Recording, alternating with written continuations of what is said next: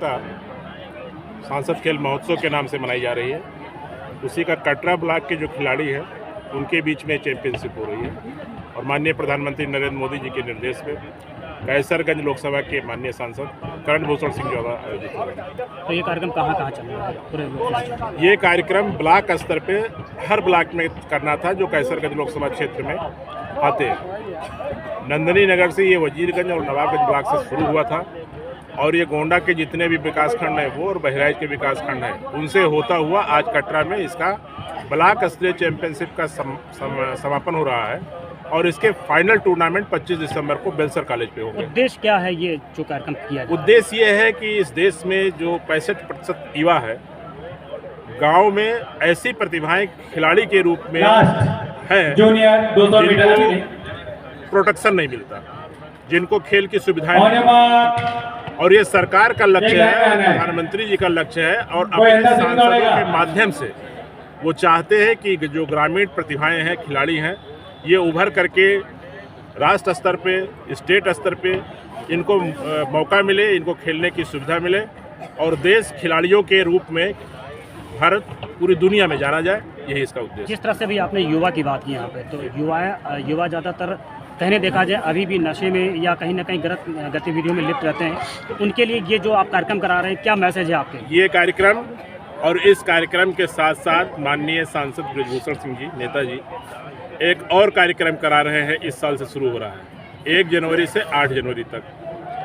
हमारा सनातन क्या है, हमारी संस्कृति क्या रही है, भारत कैसे दुनिया में विश्व गुरु रहा है, हमारे इस सारे महत्वपूर्ण चीज़ों को कैसे कैसे किन किन लोगों ने इसको दबा करके विकृत करने का प्रयास किया, इन सारे विषयों को समाहित करते हुए एक बड़ी कथा का आयोजन किया जा रहा है जिसमें लाख की संख्या में प्रतिदिन छात्र ही बुलाए गए हैं, छात्र और युवा बुलाए गए हैं और लगभग 60 से 70 हज़ार प्रतिदिन छात्र रितेश्वर महाराज जी की कथा सुनेंगे और रितेश्वर महाराज जी सिर्फ इसी पे कथा सुनाएंगे कि हमारा सनातन क्या था, हमारा धर्म क्या था, हमारी संस्कृति क्या थी, हमारा विज्ञान क्या था और कैसे उसको विकृत करने का प्रयास हुआ है और हम कैसे उसको बचा सकते हैं और फिर से विश्वगुरु की पायदान पे खड़े हो सकते हैं। यानी युवाओं को सनातन के बारे में जो मुख्य धारा से जोड़ने की ये कार्यक्रम की शुरुआत होगी। इसकी ज़रूरत है हिंदुस्तान में, अब इसकी ज़रूरत है कि हमारी पीढ़ी में इतनी ऊर्जा है, इतना उमंग है कि उसको केवल एक अच्छा पथ प्रदर्शक चाहिए और पथ प्रदर्शक के रूप में माननीय नेताजी ने एक अभियान शुरू किया है। पहले शिक्षा के माध्यम से शुरू किया था, फिर खेल के माध्यम से शुरू किया, फिर जागरण के माध्यम से शुरू किया, राजनीतिक जागरण के माध्यम से, अब वो सनातन और धर्म और संस्कृति के माध्यम से कथा के रूप में विद्यार्थियों के बीच होने जा रहा है। अच्छा नेताजी, एक सवाल थोड़ा सा करते हैं, नेशनल पे आते हैं। SIR को लेकर जिस तरह से ममता बनर्जी आज पैदल मार्च कर रही है कुछ पश्चिम बंगाल में, कैसे देखते हैं? और वो सबसे बड़ी बात है कि वो उन्होंने भाजपा को चुनौती दी है कि वो मेरे पीछे ना पड़े वरना भाजपा की नींव हिला दी जाएगी। देखिए, भारतीय लोकतंत्र में कुछ लोग ऐसे हैं हमेशा भ्रमित रहे हैं।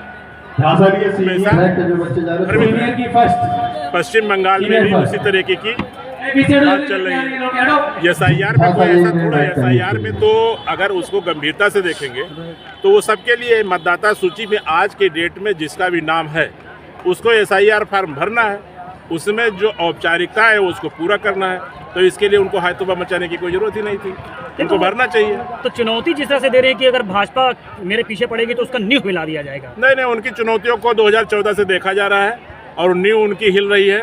अब वो SIR का बहाना वो ले रही हो, चाहे जब बहाना ले रही हो, लेकिन पश्चिम बंगाल में उनकी नींव हिल चुकी है। जैसे बिहार में जिस तरह से प्रचंड बहुमत आई है, आपके रिजल्ट आपके सामने, तो क्या अगला फिर पश्चिम बंगाल में कैसा? जैसे जैसे जनता में जागरूकता आएगी, जैसे जैसे युवा इस बात को समझेगा कि हमारा कल्याण कहाँ है, वैसे वैसे इन सब का सफाया होता चला जाएगा। अखिलेश यादव जी कह रहे हैं कि समाजवादी पार्टी में 50,000 वोट SIR के माध्यम से काटे जा रहे हैं, इसके बारे में क्या कहेंगे? नहीं, देखिए, ये आरोप झूठा है। अगर कोई व्यक्ति अपने पोलिंग स्टेशन पे लेकर के फार्म खड़ा हो जाएगा और कहेगा कि ये मेरा वोटर ID कार्ड है, ये मेरा मकान है, तो कोई ऐसी ताकत नहीं है जो उसको मतदाता सूची से बाहर कर देगी। अब आप अपना SIR फॉर्म भरेंगे नहीं, आपका वोट है गोंडा में, आप 10 साल से रह रहे हैं बम्बई में, तो भारत निर्वाचन आयोग क्या करेगा? आप अगर उपलब्ध है, आप मतदाता सूची में आपका नाम है और बूथ पे आप लेकर के फॉर्म खड़े होते हैं तो कोई भी ताकत नहीं है जो आपका नाम मतदाता सूची से हटा दे।